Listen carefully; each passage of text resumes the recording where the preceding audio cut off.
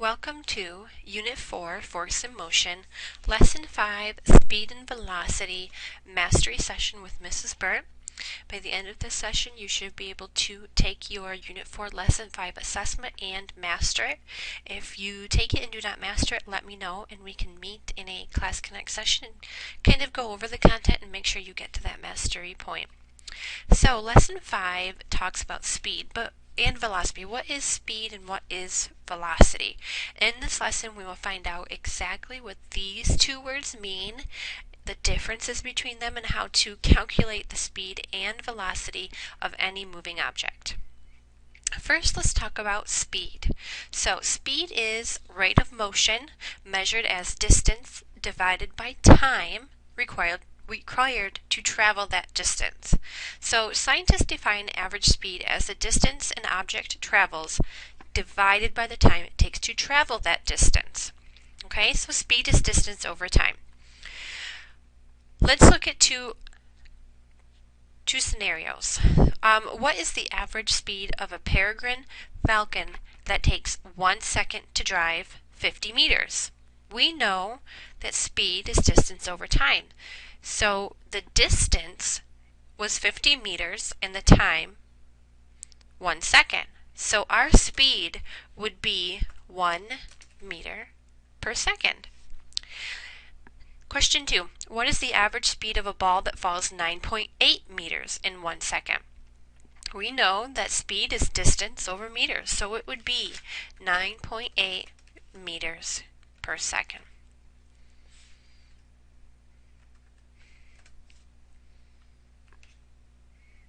Now let's talk about calculating average speed, okay? So average speed talks about a total distance over a total time. It's still the same exact equation. Sometimes you just need to add up distances and add up times. So to calculate the average speed of an object, simply divide the total distance it has traveled by the time it has taken to travel that distance. Average speed is represented by the formula speed equals distance over time. S stands for average speed, D stands for total distance, and T equals total time. Let's go through one of those together. So, if you were to walk 4 miles in 2 hours, what is your average speed? So, what do we know? We do not know speed, right? That's what we want to calculate.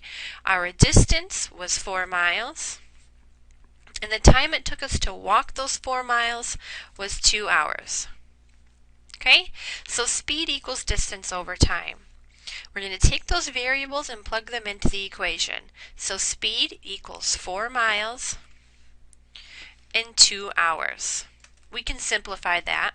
Divide both the top and bottom by 2, and we get 2 miles per hour.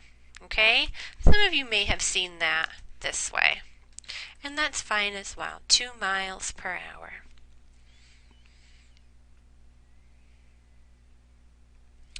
Let's discuss a little bit about velocity, and we'll come back to speed a bit. So velocity is the rate that an object moves in a certain direction. So when we talked about average speed, we didn't have any directions. We didn't say north, south, east, or west at all. But with velocity, we add that in there. So velocity is always represented as a direction in relation to a reference point. And we know what a reference point is because we talked about that in Lesson 3.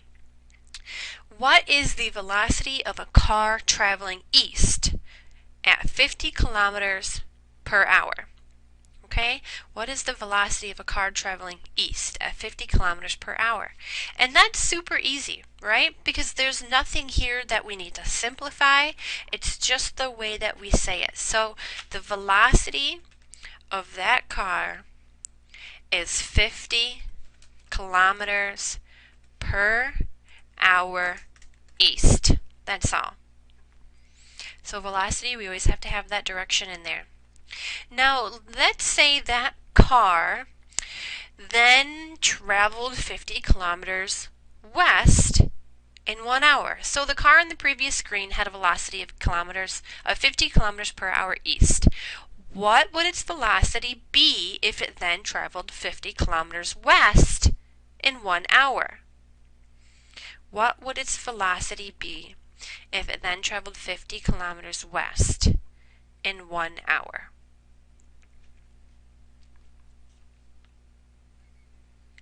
In order to solve this problem, we need to know what kind of formulas are we using and how do those relate to the details of this traveling car.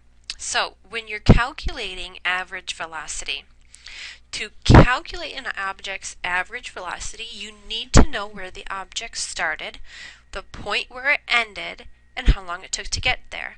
Remember, displacement is an object's change in position.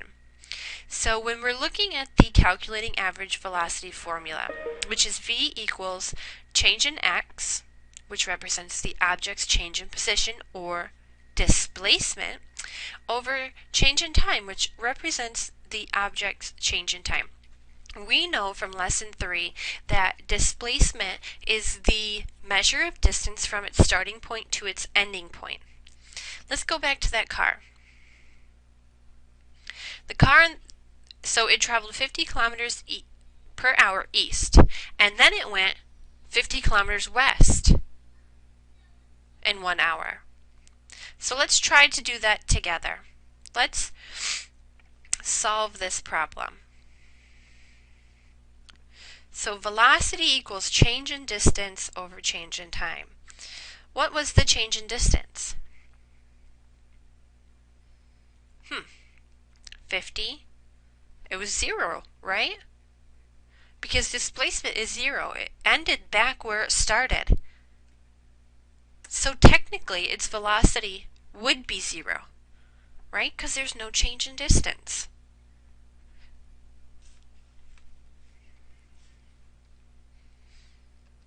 Let's practice computing velocity together. So, Susan goes for a hike on a trail that is 5 kilometers long. She starts at 3 p.m. and finishes at 5 p.m. The end of the trail is 300 meters south of the beginning of the trail. What would Susan's average velocity be? We use the formula velocity equals change in distance or displacement over change in time. So remember, the formula for speed is distance over time, but the formula for velocity is displacement over change in time. And displacement is the change in position relative to an initial location.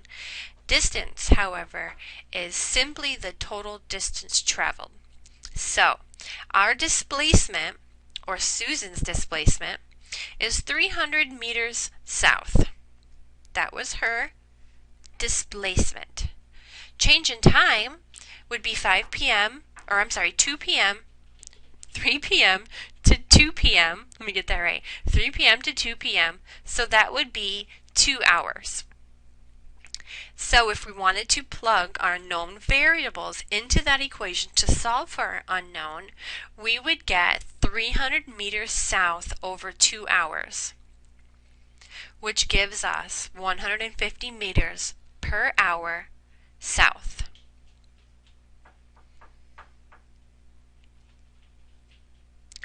Now sometimes you will need to calculate average speed or velocity based on figures given to you in a graph. Alright, so on the left hand side of this graph we have position in kilometers, and this could be anything, and then time in hours.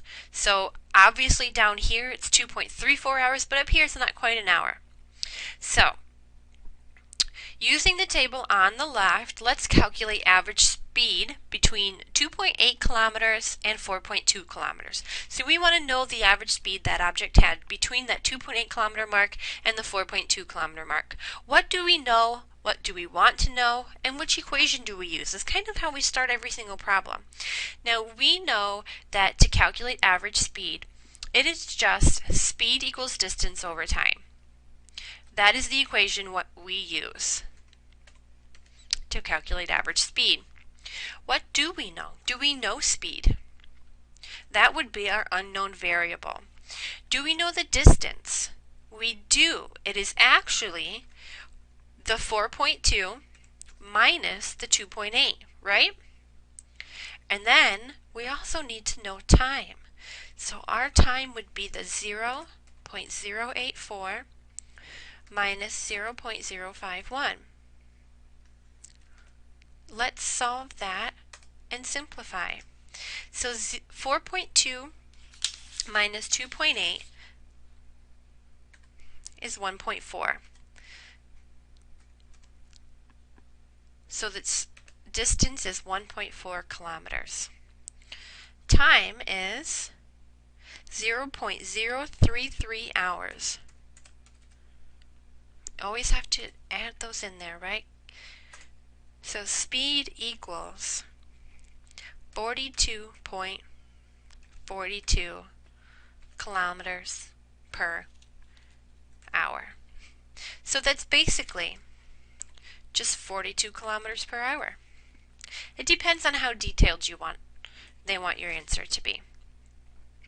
So whenever you see one of these tables or one of these problems and they are asking you to calculate average speed, you know it's speed equals distance over time, whereas velocity, you have to use that displacement over change in time equation. Look at what they're giving you, and that can hint towards what they want to know, right? They didn't ask us for average velocity, so they told us which equation we were going to use. But if they did not tell us, but they gave us the displacement and they gave us the change in time, we would know they were asking for average velocity. Okay, so that's all of this lesson. If you go back and retake your assessment and you do not master it, at least 80%, please call me, K-mail me, and let's get together and kind of go over this information together. Good luck.